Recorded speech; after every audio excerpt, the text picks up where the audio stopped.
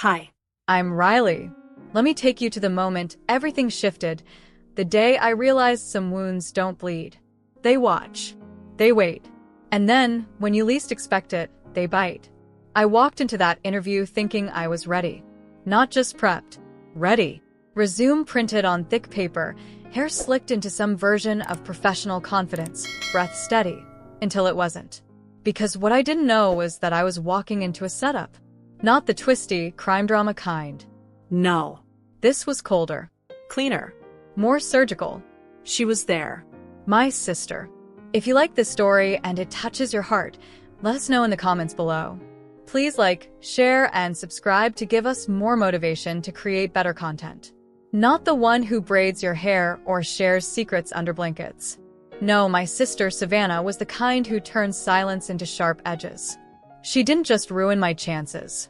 She made sure I was humiliated right in front of everyone. Let me be crystal clear. This wasn't an accident. This was a performance, and she had front row seats to my unraveling. They tore my test in half, in front of strangers I'd never met, never hurt. Just clean through the middle like it never mattered. And then she laughed. Smiled even like it was all just amusing. But here's the thing she didn't know. The man who walked in next, the one no one expected, the one she couldn't manipulate, was mine. My fiancé. Yeah, that part made her flinch. She always thought I was beneath her, that I'd stay in her shadow forever, that my life was some side quest waiting to orbit her spotlight. But that day, everything turned. I stopped waiting for permission. I stopped asking for a seat. I started building the damn table. The walls were glass. Sleek. Cold. Corporate. Everything about that building felt designed to reflect. Not just light, but people. Polished, expensive people. As I stepped inside, I caught my own reflection in the wall's surface. Shoulders squared, chin high, shoes just a little too scuffed to pass unnoticed. My name badge hung awkwardly from the lanyard like it weighed more than it should. I held my resume folder tighter than I needed to. The corners had softened from being packed and repacked too many times these past few weeks, like even the paper was tired of trying. The Storm CP logo blinked from every screen in the room. It stared back at me, sharp, bright, and sterile, as if it already knew how this would end. A few candidates were already seated when I arrived. All of them dressed in sleek suits that whispered wealth, not screamed it. Hair perfect. Shoes polished. Jokes quiet, but confident. The kind of people who always knew someone on the inside. I nodded at one guy when our eyes met, a polite gesture. He looked through me. I took the last open seat. Off-center. Not quite inside the circle. It felt like it was left for someone adjacent. Someone who didn't quite fit but wouldn't make a scene about it. I reminded myself I didn't need to fit in. I just needed to be seen. And then the door clicked open. Savannah walked in. She didn't flinch when she saw me. Not a blink. Not even a flicker of recognition in her eyes. It was like watching someone walk past a stranger at a train station. She was in navy silk, her heels hitting the tile like a metronome. Sharp and precise. Her makeup was subtle and perfect. Her hair in that kind of bun that says, "I'm too busy for you, and every minute I give is a favor." And in her hand, a mug that screamed luxury. Not a logo in sight, but you knew it wasn't from the break room. She didn't hesitate, walked straight to the front table, and sat with the other panelists. Yes. Panelists. She took her seat, sipped from her mug, and acted like I wasn't her sister. Like I hadn't once shared a bunk bed with her, hadn't cried into her lap at 16 when I got rejected from every college I applied to. Like she hadn't already destroyed my very first job interview 7 years ago. She didn't even look at me, just whispered something to the woman next to her. The kind of whisper meant to be heard. I saw her lips move. She's still dressing like she shops in the clearance bins at college bookstores. The woman smirked, just enough to sting. An assistant came by with a tray of coffee. "Would anyone like some?" he asked brightly. Every hand reached out. One cup after another. Polite nods. A few laughs. He passed right by me. Didn't offer.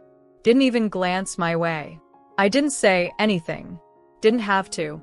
Savannah was already smirking over her cup. The grain of the fake wood table in front of me suddenly looked like a puzzle I needed to solve. I stared at it hard enough to blur my vision.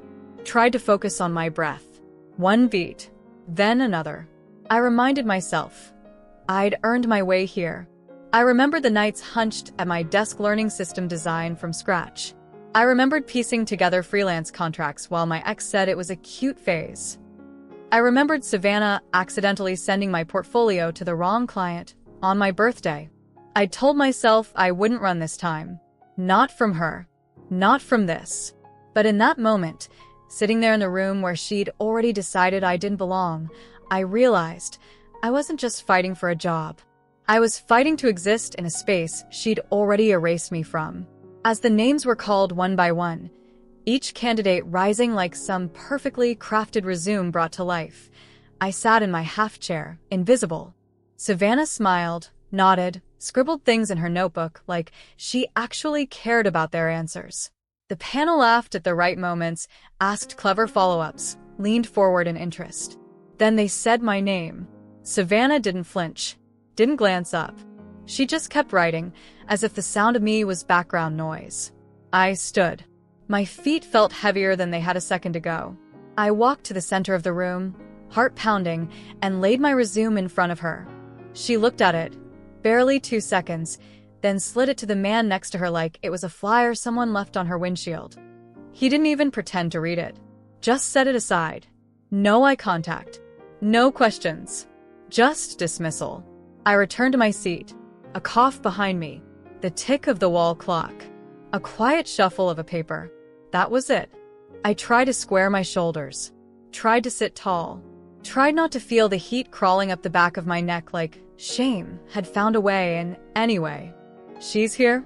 I heard someone behind me whisper. Didn't think she was even in tech. And then Savannah laughed. Not loudly. Not dramatically. But just loud enough. Like it was all just too funny, me sitting there still trying. I didn't turn. I didn't flinch. But I made a note of every sound. Every smirk. Because this wasn't new. It wasn't even surprising. I remembered the day I showed Savannah my first platform pitch. Nonprofit data integration, scrappy but solid.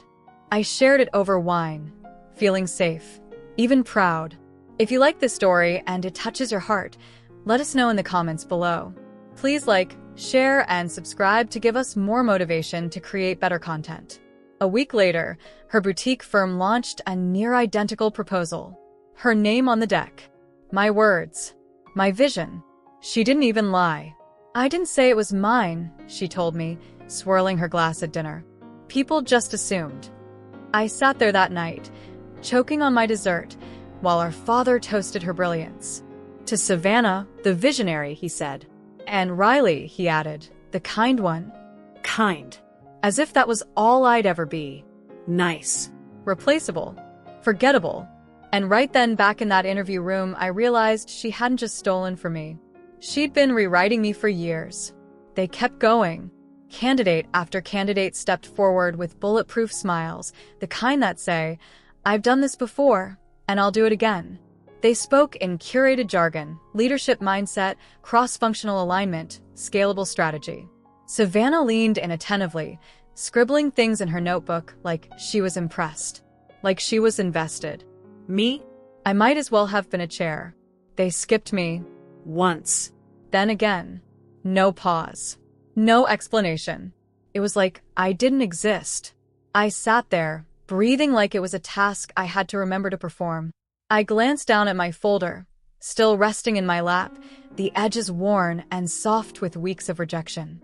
The only thing about me they bothered to touch was my resume, and even that had been treated like junk mail. Then, finally, a man near the head of the table leaned back in his chair. His name was Greg. I remembered it from the intro email. He was tall, too tan, and had the slick kind of grin that made everything he said sound like a joke, even when it wasn't. So, he said, twirling a pen between 2 fingers, what makes you think you're ready for the big leagues? His tone wasn't curious. It was amused, like asking a child if she planned to pilot a space shuttle.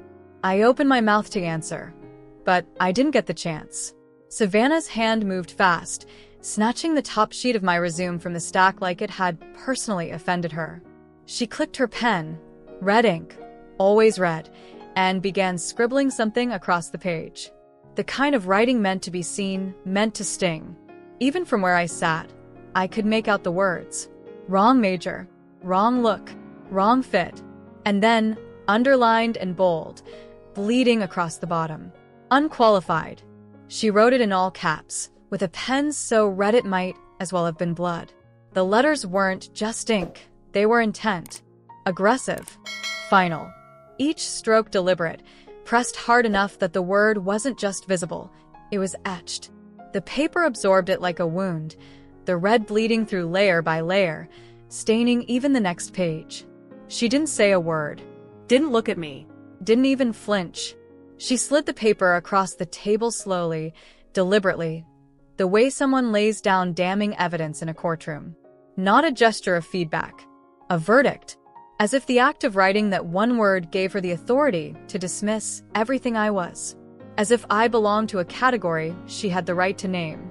I watched the paper come to rest in front of me like it carried weight far beyond its thickness. It was heavy with judgment, with history. I didn't blink, didn't let my fingers move toward it, even though the instinct was there to grab it, defend it, destroy it, something. But I didn't give her the satisfaction. I kept my hands still and forced the air back into my lungs. It felt like every molecule of oxygen had been sucked from the room, like even the atmosphere was siding with her. Still, I sat up straighter, cleared my throat, and spoke. My name is Riley Marin, I said evenly, though my chest tightened with every syllable. Last year, I led a full AI ethics redesign for 3 mid-tier platforms. Not just recommendations, implementation, real architecture. I helped scale a predictive data system that reduced processing time by 34% across all use cases. I paused for a fraction of a breath. That framework is still. She's still chasing those little dream projects. Savannah's voice cut through my sentence like it was nothing more than background static. She didn't even look at me when she said it, just turned slightly toward the panel with that soft, syrupy smile she used when she was about to deliver a perfectly timed insult. The kind that sounded almost harmless until the meaning sank in like a needle. While I was presenting at an international summit in London, she went on, casually brushing an invisible speck from her blouse. She was still uploading resumes to Indeed, just hoping for someone to notice her. She tilted her head, eyes twinkling. Adorable, really. Laughter moved through the room like a quiet ripple. Not loud, not full-blown, but sharp enough to sting. A few panelists chuckled, their expressions tight with amusement they didn't bother to hide. Greg leaned back in his chair, lips curling into a smirk like he'd just witnessed something a little too entertaining for a professional setting. Even the assistant in the corner, young, quiet, invisible until now, ducked her head behind her tablet, her mouth twitching in an effort to hide a grin she failed to suppress. I felt the heat crawl up my neck. It was happening again.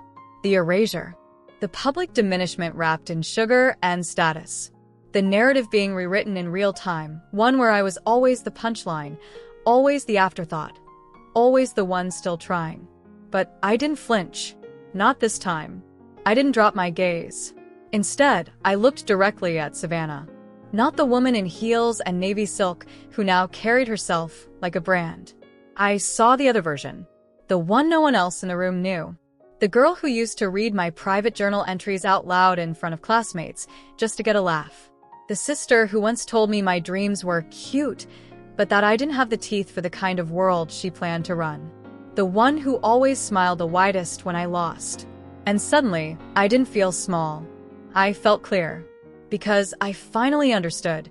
She wasn't building a career. She was building it on me. And I was done letting her. She knew everything. She knew how hard I'd worked, how much I'd built out of thin air. She knew what I had survived. But she didn't see me. Not really. She saw something soft. Someone bendable. Erasable. I breathed in slowly through my nose, out through my mouth. I may not look like what you're used to, I said, keeping my voice even, but the results are there. You just chose not to read them. Greg leaned back, shrugging. Well, we've seen enough, he said. Appreciate the optimism. Savannah drummed her fingers against the table. She didn't look at me now. She didn't need to. The damage had already been done, and thoroughly enjoyed. Then, like an afterthought, one of the panelists reached across the table and slid my resume back toward me, now folded sharply in half, like a rejection letter no one wanted to write. Good luck finding something at your level, he said with the kind of smile people use when they think they're being kind. Maybe retail. I reached for it, slowly, carefully, as if it might fall apart in my hands. I nodded once and stood. But I didn't leave. Not right away. I turned toward the door and walked calmly, my heels tapping softly across the tile. My spine was straight. My head didn't dip. I didn't let them see the bruise spreading behind my ribs. And I wasn't going home. I didn't even know where I was heading yet. Only that I needed to find air that didn't smell like polish, ego, and entitlement.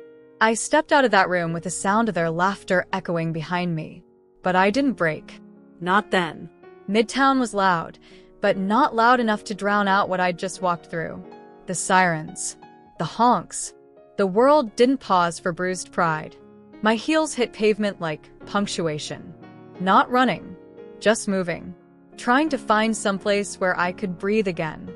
2 blocks away, I ducked into this narrow little cafe with cracked tile and a permanent smell of burnt espresso. The kind of place that doesn't ask questions. I ordered a drip coffee I wouldn't drink, just so I could justify taking up the corner table by the window. The folder was still in my hand. I didn't even remember carrying it out. I sat down slow, my fingers grazing the top page. The red ink bled through the corner like a wound someone had tried to clean but never fully healed. Unqualified. Bold. Confidence. So sure of itself. Funny how a single word can feel like a verdict. And yet, why was I surprised? This wasn't new. This wasn't even the worst of it. My mind slid backward, without asking. I was 24, hunched over a desk lit by one flickering lamp, polishing a pitch deck for a nonprofit data integration platform. No one believed in it, but I did.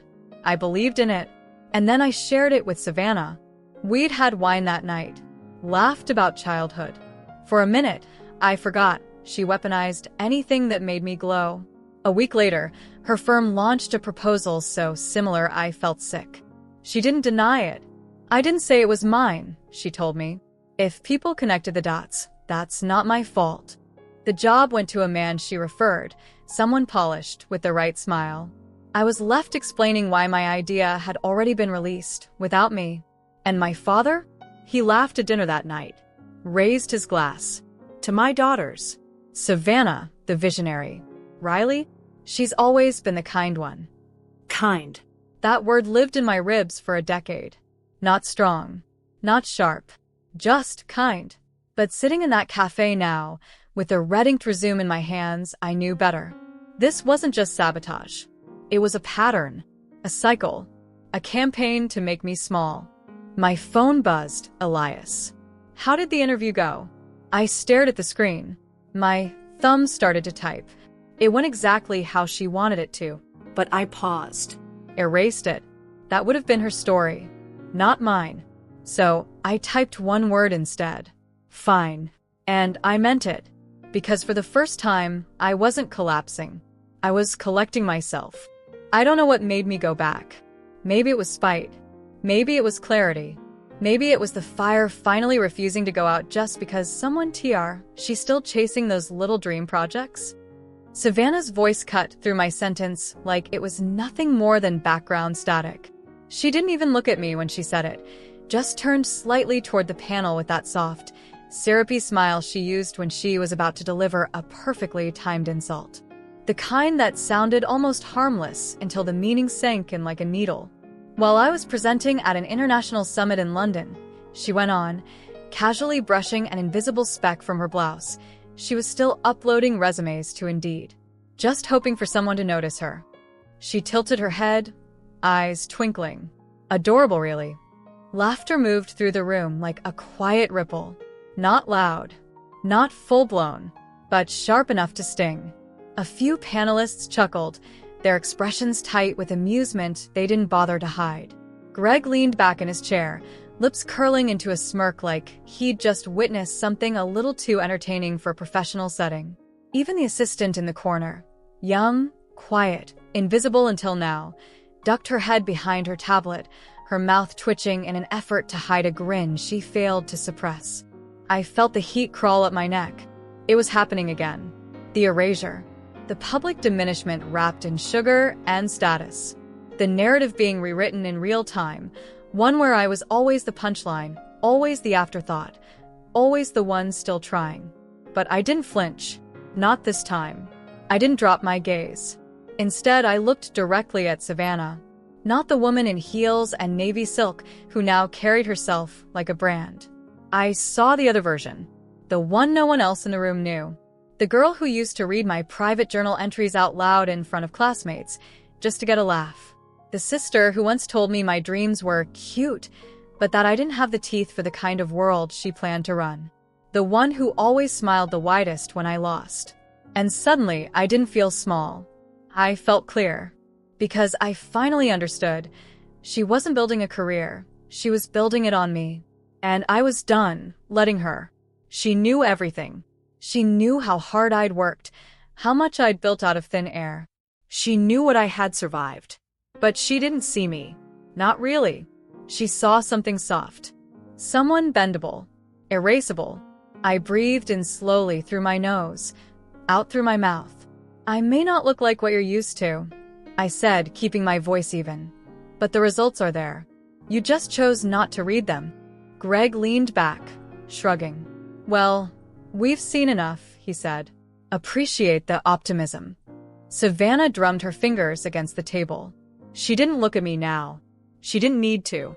The damage had already been done, and thoroughly enjoyed. Then, like an afterthought, one of the panelists reached across the table and slid my resume back toward me, now folded sharply in half, like a rejection letter no one wanted to write. Good luck finding something at your level, he said with the kind of smile people use when they think they're being kind. Maybe retail. I reached for it, slowly, carefully, as if it might fall apart in my hands. I nodded once and stood. But I didn't leave. Not right away. I turned toward the door and walked calmly, my heels tapping softly across the tile. My spine was straight. My head didn't dip. I didn't let them see the bruise spreading behind my ribs. And I wasn't going home. I didn't even know where I was heading yet. Only that I needed to find air that didn't smell like polish, ego, and entitlement. I stepped out of that room with the sound of their laughter echoing behind me. But I didn't break. Not then. Midtown was loud, but not loud enough to drown out what I'd just walked through. The sirens. The honks. The world didn't pause for bruised pride. My heels hit pavement like punctuation. Not running. Just moving. Trying to find someplace where I could breathe again. 2 blocks away, I ducked into this narrow little cafe with cracked tile and a permanent smell of burnt espresso. The kind of place that doesn't ask questions. I ordered a drip coffee I wouldn't drink, just so I could justify taking up the corner table by the window. The folder was still in my hand. I didn't even remember carrying it out. I sat down slow, my fingers grazing the top page. The red ink bled through the corner like a wound someone had tried to clean but never fully healed. IED to stamp it with their designer heel. The elevator dinged like it was announcing me to the building. Too loud. Too sharp. The security guard at the front desk looked surprised. I'm here for the open assessment round, I said. Calm. Measured. Like I belonged. Because I did. He paused, phone in hand, eyes narrowing slightly. Then he nodded and dialed. 2 minutes later, I was in the elevator again. Up to the 40th floor. Floor. Same glass walls. But not the same woman walking in. When the doors opened, I stepped out steady. No rush. No apology in my gait. The panel hadn't expected me back. I saw it instantly, flickers in their eyes, the tightening of shoulders, a half-fake smile too slow to form. Savannah didn't even bother pretending. She smirked like I'd just made her day more entertaining. Changed your mind? She asked, her voice laced with condescension. You never were good at letting go. I didn't answer. Just walked to the chair, the one they hadn't offered earlier. I pulled it out myself. Saturday. Waited. Greg leaned back in his chair with theatrical ease, pen spinning between his fingers. Well then, he said. Since you're so eager, let's see if you're actually worth this room. He motioned to the assistant. A thick packet hit the table in front of me. Paper. Not digital. No calculator. No laptop. Just a pen. Just a test. 10 pages, Greg said, eyes gleaming. 15 minutes. No questions. We're timing you. Someone chuckled. They didn't hide it this time. I picked up the pen. No nod. No fuss. The clock started. Each question was twisted. Logic puzzles wrapped in systems theory, laced with obscure algorithm structure. Some felt more like punishment than assessment. My wrist ached by page 6. I kept going. I ignored the sound of coffee slurp nearby, the creak of Savannah's chair as she leaned to whisper, let's see if her little sociology-adjacent AI hobby gets her anywhere now. I didn't look up. Not once. When I hit the final question, my breath had shortened, but I didn't panic. I read it twice. Wrote clean. No scratch-outs. No second guesses. I slid the packet across the table when I was done. Sat back. Hands still. Greg didn't smile. He flipped through it slowly, like he was reading a tabloid he already hated. Then, without a word, he tore it straight down the middle. The sound was slow. Page by page. Deliberate. Every rip louder than the one before. The room went dead silent. The torn pages dropped into the trash beside him. Impressive penmanship, he said dryly. But we don't hire fiction writers. Someone laughed. Quick. Nervous. From the left side of the room. It faded into a cough. I didn't move. Savannah tilted her head like she was watching a dog that almost did a trick. You always were stubborn, she said softly. Never learned when to quit. I stood. Quietly. Walked to the trash can. Kneeling down, I began collecting the torn pieces. Not to save them. Not to plead. But to remember. The paper still held the answers they never cared to read. It held the silence I'd been handed and the strength it took to face it without folding. No one stopped me. Someone behind me cleared their throat. I ignored it. I reached for the last page. A sharp heel pinned it under the chair leg. Savannah. She leaned forward, just slightly. Still crouched, I looked up at her. She whispered, low but sharp enough to cut. Still crawling for approval? She expected shame. Maybe tears. Instead, I stood. Met her eyes. And I smiled. Not wide. Not smug. Just certain. The kind of smile you give when the storm passes, and you realize you're still standing. I stepped out of that room with a folder full of torn paper and the kind of stillness that doesn't beg. It waits. It watches. It knows. I wasn't done. I paused at the glass overlook just outside reception. That's when I saw her, young, maybe 25, standing near the front desk. Her resume was clutched to her chest like armor. A manager brushed right past her. She flinched. Eyes dropped. But then, they found mine. She didn't smile, but something in her shoulders softened. I saw her. And suddenly, I knew. I hadn't come this far just to get small again. I turned back, walked to the receptionist. I need to speak to the panel again, I said, buttoning my coat like armor. She blinked. They're in a closed session. I know, I said. That's why I'm here. She stared at me a second longer, then picked up the phone.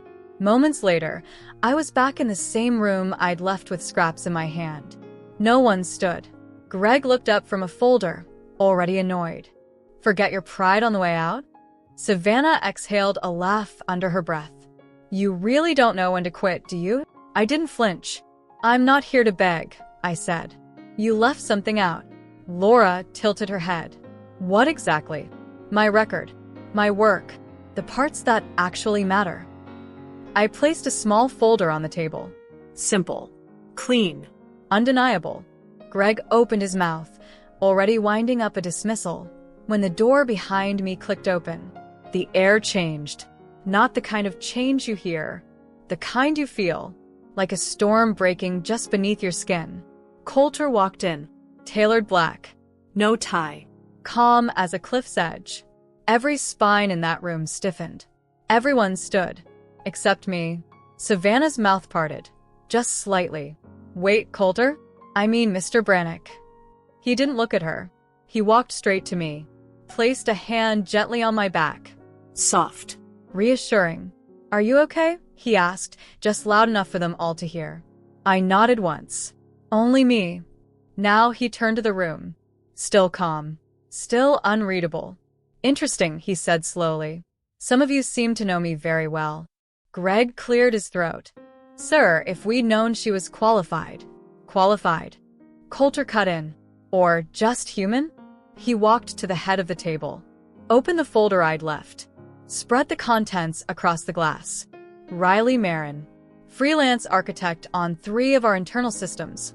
Co-author of the 2021 AI Ethics Compliance Model. The white-labeled one that half this panel still doesn't understand. Greg flushed.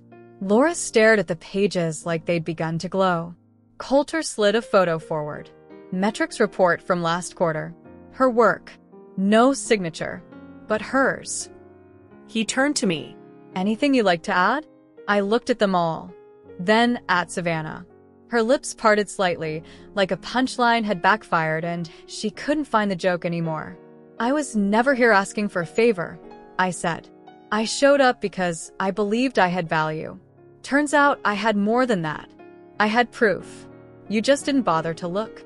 Savannah opened her mouth. Nothing came out. Coulter's voice dropped to a low, sharp note.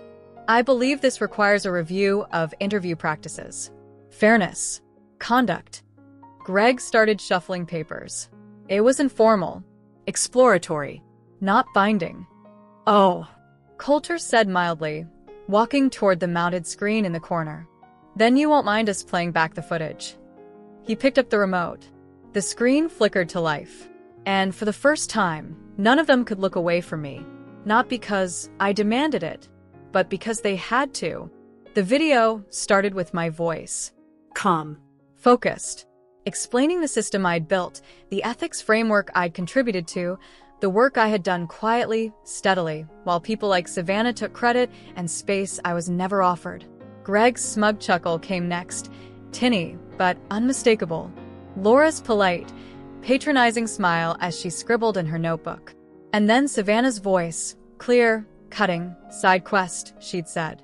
Like my life had been some failed side mission from the real thing, from her spotlight. I didn't blink. I didn't look away. But I felt the shift ripple through the room. The floor didn't move, but it felt like it had.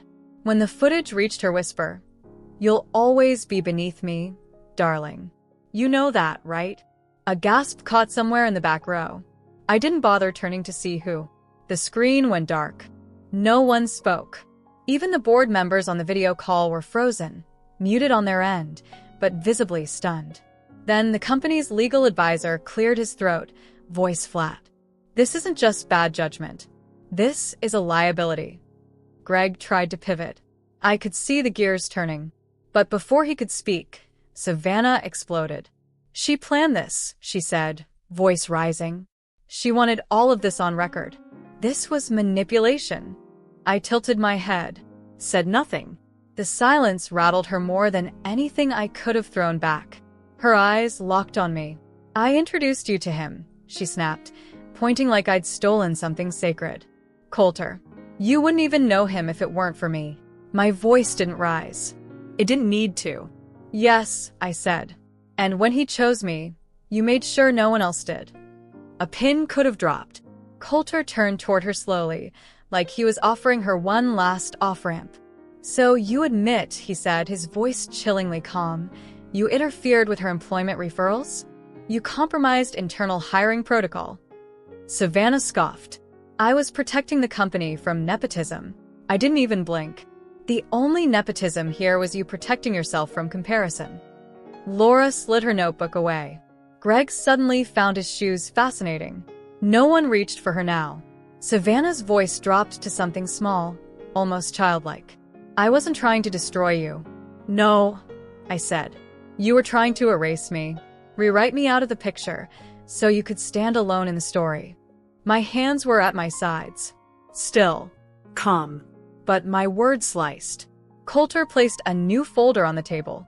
There's one more piece of evidence Savannah didn't know we had, he said. Savannah blinked. Confusion flickering. What now? She asked, voice cracking on the edge of panic. He opened the folder and slid out a single printed page. Internal audit trail, the legal advisor said, reading it aloud. Applicant history. Marin Riley. Appended notes during 2019 cycle. Metadata confirms source login, Savannah Brannick. I didn't need to read them again. I'd memorized every word. Displays resistance to feedback. Would not be a cultural fit. History of unpredictable collaboration. Career-killing phrases. Small. Targeted. Cruel. Coulter didn't yell. He didn't need to. You altered HR records to block your sister's application? I was trying to protect the company, Savannah said, her voice trembling now. You don't understand what it's like to have someone cling to you, trying to climb where they don't belong. You're done, Coulter said. Flat. Final. The room didn't erupt. It chilled. Security was called. Not dramatic. Just efficient. Savannah stood slowly, jaw tight, eyes scanning for someone to defend her. No one moved. And then, just before the door, she spun back. She's not innocent, she shouted. Look at this. She slammed her phone on the table, screen lit up. A screenshot of an email. It had my name, my company tag, an ugly sentence, total disaster in heels. To an investor. It looked like it came from me, except it didn't. I already knew what she was holding. I reached calmly into my bag, pulled out a small black binder. This, I said, sliding it to legal, is the server log from 2 nights ago. The room fell so still it buzzed. That email originated from Savannah's IP? I continued. Logged in under her temporary admin pass. Forged footer. Faked timestamp. The assistant in the corner, who had once laughed behind her mug, was now staring at the floor. Greg leaned back, silent. Coulter didn't flinch. Forging credentials to defame a team member is more than unethical, he said. You'll be hearing from legal. Savannah snapped. You think you're better than me now just because he picked you? I looked at her, right in the unraveling. No, I said. I'm just done being beneath you. Security opened the door. They didn't grab her. They didn't have to. She walked out alone. And for the first time in years, I didn't feel small. I felt free. They offered me her office. Corner suite. Glass on 2 sides. City view. The same skyline Savannah used to post on her story with captions like, earned, not given. But I didn't take it. I'd rather sit near the development floor, I said. Closer to the team. They hesitated, surprised, maybe. Then nodded. I signed the contract with steady hands. Lead strategy consultant. Full-time. The title they once said I wasn't ready for, now mine without question. As I stood, someone, Laura, I think, slid a folded note across the table. I opened it. We're glad you're finally where you've always belonged. I didn't reply, just nodded once. Not out of politeness, out of peace. There was nothing left to prove. When I walked out, the paper in my bag made the softest sound. The torn test. Red ink still bleeding faintly along the edges. I'd saved it. Not as a scar, as a receipt. I added a note in my handwriting and clipped it to the top. Let this help someone still learning not to shrink. That test wasn't shame anymore. It was evidence. Of endurance. Of clarity. Of everything I'd survived in silence. Outside, the city moved like it always did. Unbothered. Horns. Crosswalk beeps. Laughter from somewhere I couldn't see. But for once, it didn't swallow me. I let myself walk slowly. I heard my own footsteps again. Back upstairs, I stopped in front of her old office. The door was open. A cleaning crew was wiping down the shelves. The quote she used to brag about was already gone. Winners write the rules. I didn't go in. Not because I couldn't, but because I didn't need to. That space was never mine. It had always been built on illusion. Perfection by exclusion. I turned the corner and nearly bumped into someone. The girl from the hallway. The one who clutched her resume like it was the only thing she owned. She looked different now. Eyes brighter, posture stronger. "They call me back," she said breathlessly, "for the role you told me to go for." "Good," I said, locking eyes with her. "You deserve it." She smiled, not all the way, but the kind of smile people give when they're just starting to believe themselves. Later, I sat at my new desk, smaller, sunlit, surrounded by engineers in hoodies and headphones, the people who actually build things. My bag hit the floor with a soft thud.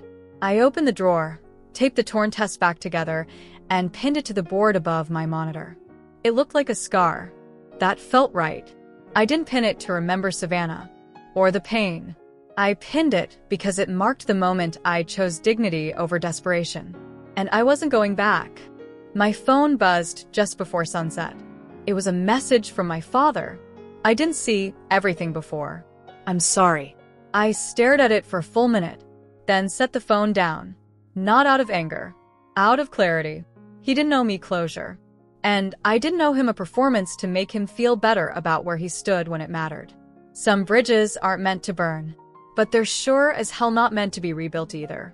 I leaned back in my chair, let the sunlight stretch across the corkboard. It hit the torn edges of the test like gold thread running through a tapestry. She once told me I'd always be beneath her. Turns out I just had to stop standing in her shadow. And maybe that's all it ever was, me, trying to earn a seat in a family that only applauded the loudest voice in the room. The one that cut. The one that stole. Somewhere outside my window, someone laughed. A car rolled by too fast. A couple crossed the street without looking. Life didn't stop. But I did. For just a moment, I stood still enough to listen to my own breath. If you've ever stayed silent because someone told you who you were and you believed them longer than you should have, this part is for you. Maybe you don't need to fight anymore. Maybe you don't owe anyone an explanation.